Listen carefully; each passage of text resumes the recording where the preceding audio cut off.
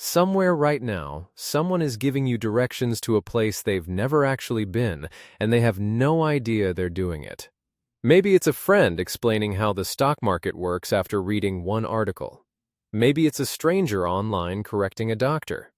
Maybe, somewhere in your own life, it's you. Not because you're careless, not because you're arrogant, because of something happening quietly inside your brain that has nothing to do with how smart you are. Here's a strange question. Have you ever felt completely confident about something right up until the moment you actually had to use it? You watched a tutorial, skimmed a guide, felt like you understood it. Then you tried it yourself, and the confidence disappeared almost instantly, replaced by a dozen problems the tutorial never mentioned. Where did that confidence come from in the first place, and why did it vanish the moment real skill was required? Picture someone learning to cook. Their first attempt at a real dish goes fine. Not perfect, but fine.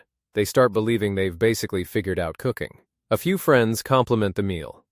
They start giving other people cooking advice, confidently, at dinner parties, about techniques they've used exactly once.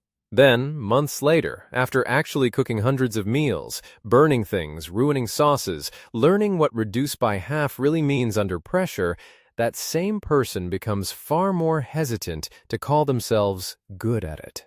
They now understand how many ways a dish can go wrong. The early version of them didn't know those ways existed yet. That gap between how good someone actually is and how good they believe they are is one of the most well-documented patterns in psychology. It's called the Dunning-Kruger effect, named after David Dunning and Justin Kruger, two researchers at Cornell who published their findings in 1999.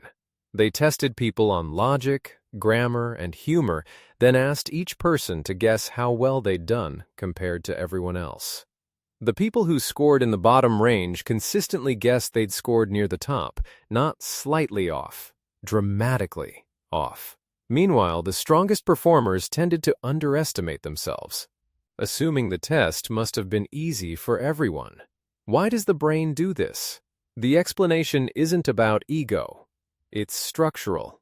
Judging your own competence at something requires many of the same mental tools as actually being competent at that thing.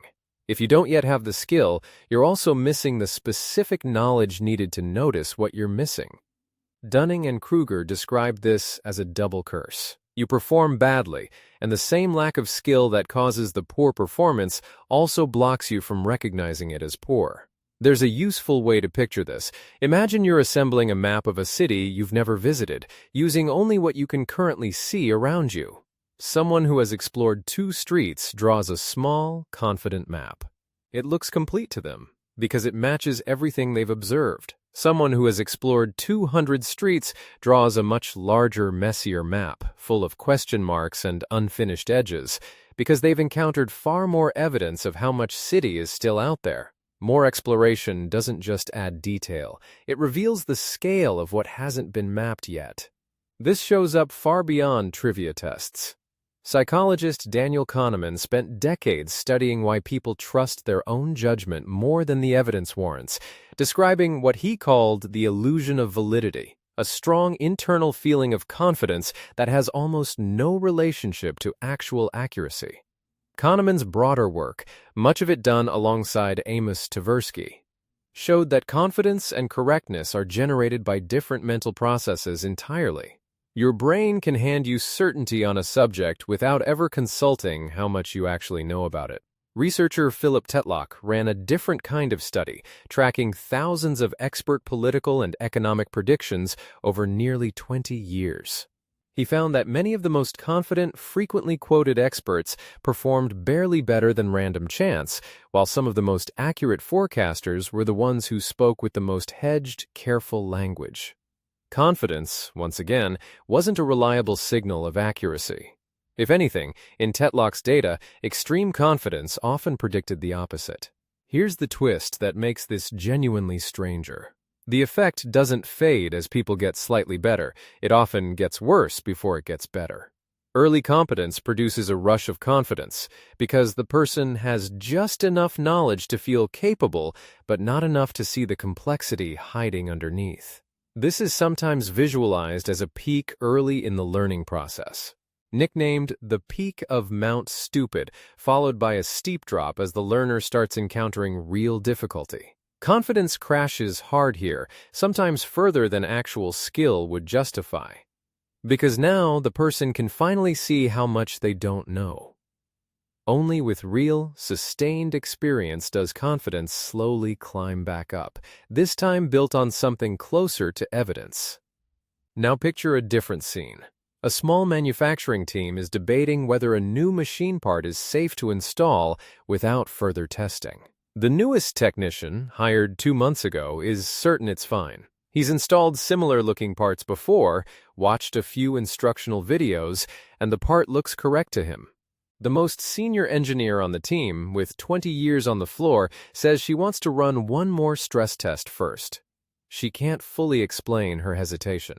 It's a feeling built from years of small failures most people never see. In the meeting, the confident voice sounds more decisive.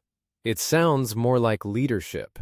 And that's exactly the danger, because confidence and competence are being judged as if they're the same thing, when the data says they often aren't. This isn't only a story about overconfident beginners.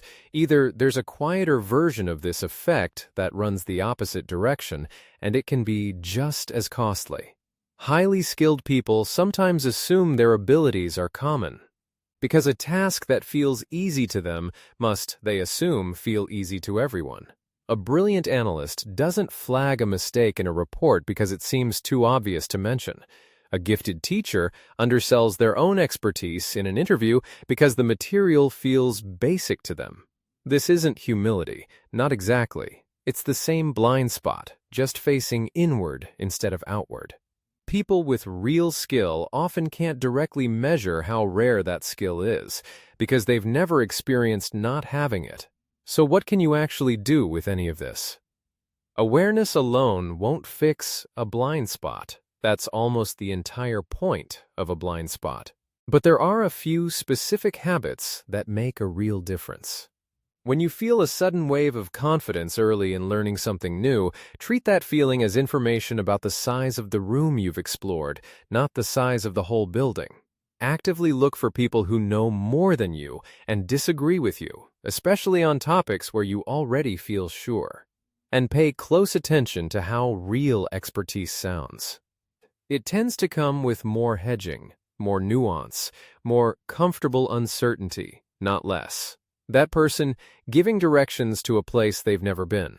They're not lying to you. They genuinely believe the map in their head is complete. It's just smaller than they realize, and they haven't found its edges yet. The next time you feel absolute certainty about something you only just started learning, that feeling itself is worth pausing on. It might not be evidence that you understand the subject. It might just be evidence of how much of it you haven't seen yet. If this shifted how you think about your own certainty,